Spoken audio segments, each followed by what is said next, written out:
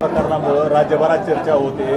या प्रकरणाविषयी आपली काय भूमिका आहे, नेमकं काय यातील आरोपींना काय शिक्षा व्हावी?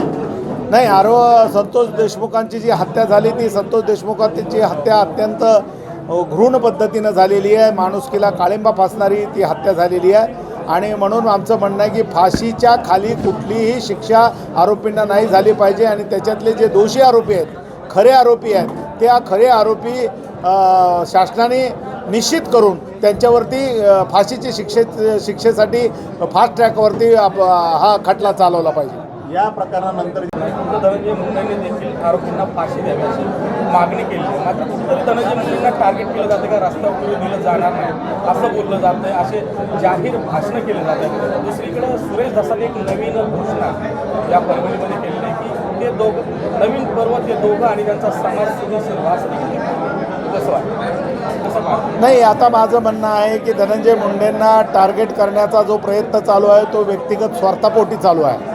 यांचा व्यक्तिगत स्वार्थ आहे, यांना समाजाचं काही घेणं देणं नाही।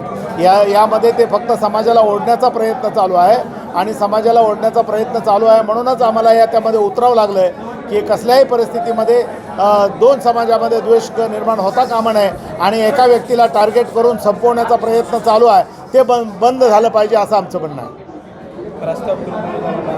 नाही, रस्त्यावर ज्यांना फिरू देणार नाही त्यांच्यावरती सरकारनं कारवाई केली पाहिजे, त्यांच्यावरती गुन्हे दाखल केले पाहिजेत आणि त्यांना जेरबंद केलं पाहिजे असं माझं म्हणणं आहे।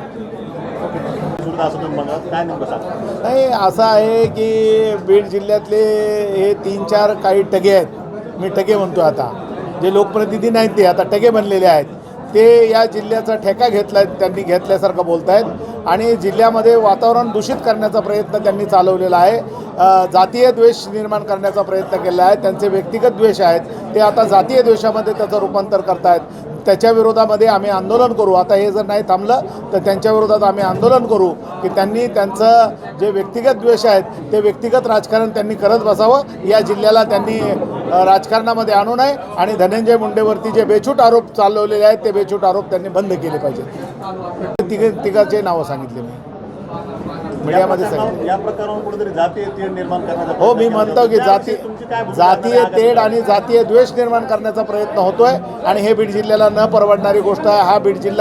हा बीड जिल्हा अत्यंत पुरोगामी जिल्हा आहे। माणसांना जगण्यासाठीचा हा जिल्हा आहे आणि समाजामध्ये एकोपा निर्माण करणारा जिल्हा आहे आणि त्या जिल्ह्याची परिस्थिती बिघडवण्याचं काम हे लोक करू लागलेले आहेत। या जिल्ह्यामध्ये जातीय तेढ निर्माण झाले त्यासाठी शांतता रॅली वगैरे काय काढण्याचं नाही, शांतता रॅली वगैरे नाही, आम्ही जे आता बिघडवतील त्यांच्या विरोधामध्ये आंदोलन करू।